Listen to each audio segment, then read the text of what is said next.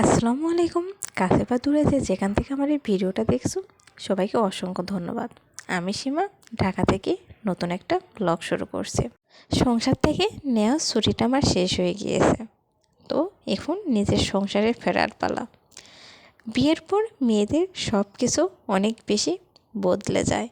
নিজের ঘর, নিজের যে আলাদা একটা বাড়ি যেখানে ছোটোর থেকে বড় হয়েছি, বিয়ের পর সেই ঘরটাও একটা সময় পর হয়ে যায়। এই দেখো, বাবার বাসায় গিয়েছিলাম, গিয়ে ঘরের কোনায় ব্যাগটা রেখে দিয়েছিলাম। কাপড়গুলো বের করেও ওয়ার্ড্রোবে রাখতে ইচ্ছে করেনি।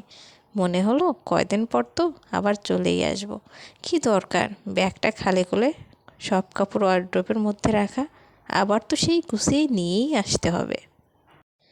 বিয়ের পর মেয়েদের নিজের ঘরের থেকে স্বামীর ঘরটাই বেশি আপন হয়ে যায়। এই যে দেখো, সব কাপড় চোপড় ব্যাগে থেকে বের করে আবার সুন্দর করে গুছিয়ে নিয়ে আসব। আর এখন মনে হয় বিয়ের পর যখন বাবার বাড়ি যাই বা কোথাও ঘুরতে যাই, মনে হয় স্বামীর ঘরটাই একমাত্র আরামের জায়গা, যেখানে সব কিছু গুছিয়ে রাখা যায়। আর যেখানে ঘুরতে যায় না কেন, ব্যাগ ভর্তি কাপড় গুছিয়ে নিয়ে যাও, আবার ব্যাগ ভর্তি করে নিয়ে আসো। এই জন্য আমার দেখা যায় প্রচণ্ড বিরক্ত লাগে। তো সব কাপড় চোপড় আগেই গুছিয়ে নিচ্ছি, আমার হাজব্যান্ড আসবে আমাকে নিতে। মায়ের বাড়িতে বেশ অনেক দিনই থাকা হয়ে গেল। আমি গিয়েছিলাম 13 তারিখে, আর ঢাকায় ফিরবো 8 তারিখে। তো সব মিলিয়ে খুব ভালোই দিন কাটালাম। সংসারের কোনো ঝামেলা ছিল না, কোনো কাজ করতে হয়নি, খাওয়া আর ঘুম। আর বাবার বাড়ি যাওয়ার আগে ভেবেছিলাম নিয়মিত ভিডিও আপলোড দিব, কোনো তো কাজ নাই, কাজ না থাকলে কি ভিডিও করব, তোমরাই বলো। দেখা যায় ওইভাবে নিয়মিত ভিডিও দিতে পারিনি। আর এইদিকে আমার জামাই আসবে বলে আমার মা তো অনেক কিছু আয়োজন করে ফেলেছে। এখানে কবুতরের মাংস ভুনা করেছে, তারপর মুরগির রোস্ট করেছিল, সাথে ছোটো মাছের চচ্চড়ি, গরুর মাংস ভুনা, মাছ ভুনা, বেশ 5-6 রকমের রান্না আমার মা করেছিল তার মেয়ের আদরের জামাইয়ের জন্য। তো পরে আর ওইভাবে সবগুলো আর ভিডিও নেওয়া হয়নি, অল্প অল্প করে যতটুকু পেরেছি আগেই নিয়ে রেখেছিলাম। দেখা যায় ওইভাবে ক্যামেরা অন করার কথাও ওইভাবে হয় না, আর নিজের সংসারে থাকলে দেখা যায় সব কিছু একদম টাইম টু টাইম করা হয়ে যায়। আর সবগুলো রান্না এত মজা হয়েছিল, আমার তো খুব তৃপ্তি সহকারেই খেয়েছি। আর আমার হাজব্যান্ডও খাবারগুলো অনেক বেশি পছন্দ করেছিল। এই জন্যই ছেলেদের কাছে শ্বশুরবাড়ি মধুর হাঁড়ি হয়ে থাকে। আর যেহেতু একদিন পরেই আমি চলে যাব, মা অনেক কিছুই রান্না করে ফেলেছে, তাই ভাবলাম যে বিকালে একটু ছেলেকে নিয়ে আবার একটু বাইরে থেকে ঘুরে আসি। কারণ ঢাকায় ফিরলে আবার সেই বদ্ধ পরিবেশে ছেলেটা আমার বন্দি হয়ে যাবে। গ্রামে এসে এত খুশি হয়েছিল, এই ছাগলকে পাতা খাওয়ায়, বাইরে ঘুরতে যায়, সব মিলিয়ে ছেলেটা আমার খুব ভালোই দিন পার করেছে গ্রামে ঘুরতে এসে। আর বাসায় আসার পর আমি বাসায় প্রায় 25-26 দিন ছিলাম নিজের সংসার থেকে ছুটি নিয়ে।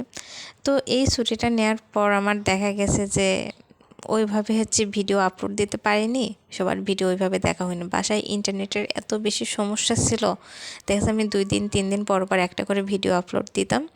তারপর অন্য আমার ভিডিওর নিচে যারা কমেন্ট করে তাদের ভিডিওগুলো দেখতাম। সারাদিন ইন্টারনেট থাকতো না, সন্ধ্যার দিকে যতটুকু আসতো ওই রকম স্পিড ভালো ছিল না। তো সব মিলে একটু সমস্যার মধ্যেই ছিলাম বাসায় যাওয়ার পর, নিয়মিত ওইভাবে ভিডিওগুলো দিতে পারিনি। আর আমি যখনই ভিডিওটা দিয়েছি তার আগে আমার ভিডিওর নিচে যারা কমেন্ট করেছে সবার ভিডিও দেখা শেষ করে তারপরেই আমি ভিডিওগুলো আপলোড দিয়েছি। আর ভাবলাম যে ছেলেকে নিয়ে বিকেলে একটু বাইরে থেকে ঘুরে আসি। আর যেহেতু গ্রাম থেকে চলেই যাচ্ছি, ও চারপাশে আবার একটু খোলামেলা পরিবেশে একটু খেলুক। আর ঢাকা শহরে আসলে দেখা যায় কখন কোন পার্কে যাব, তারপর ছেলের ঘুরতে যাওয়া। যেহেতু আমার ছেলে এখনও ছোটো, কেবল ওর 3 বছর বয়স হলো, তো খুব ছোটাছুটি করে গ্রামে আসলে আর আমার জিনিসটা খুব বেশি ভালো লাগে ওর এই আনন্দগুলো দেখে। আর দেখা যায় যে আমরা মেয়েরা যতদিনই নিজের সংসারে থাকি, সব কাজকর্ম সব একসাথে করতে হয়, তো খুব ইচ্ছে করে মাঝে মধ্যে একটু বসে থেকে খাবো, কেউ একটু আমার নিজের পছন্দের খাবারগুলো রান্না করে দেবে। তো এটা একমাত্র মায়ের বাড়িতে হয়, মায়ের বাড়িতে গেলেই সম্ভব নিজের পছন্দের সব কিছু খাওয়া বা রেডিমেড খাবারটা পাওয়া।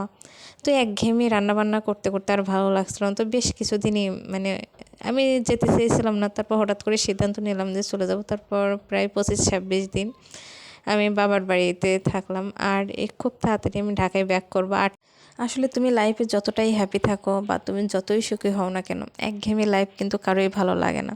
মাঝে মধ্যে ইচ্ছে করে কোথাও একটু ঘুরে আসি, মানে কোথাও গেলে মনের ফাঁপড়টা বা মনের ভিতর চাপা কষ্টটা বের হয়ে যায়। যতই সুখী হও, মানে সবার সাথে মিশলে জিনিসটা ভালো লাগে। এটা ছিল আমার গ্রামের পুকুর পাড়। তো আমার এই আজকের ব্লগটা তোমাদের কাছে কেমন লাগলো অবশ্যই লাইক কমেন্ট করে জানিও, সেই সাথে আমার চ্যানেলটা অবশ্যই সাবস্ক্রাইব করো। আর সবাই যেহেতু ফুল ভিডিও দেখে না, তাই এখন থেকে ভিডিওগুলো একটু অনেকটাই ছোট করছি, যেন তোমরা একটু ফুল ওয়াচ করে দাও। দেখা যায় বড় ভিডিওগুলো করতে অনেক বেশি শ্রম যায়, বা মানে আমাদের কথাগুলো ভিডিওতে বেশি বলতে হয়।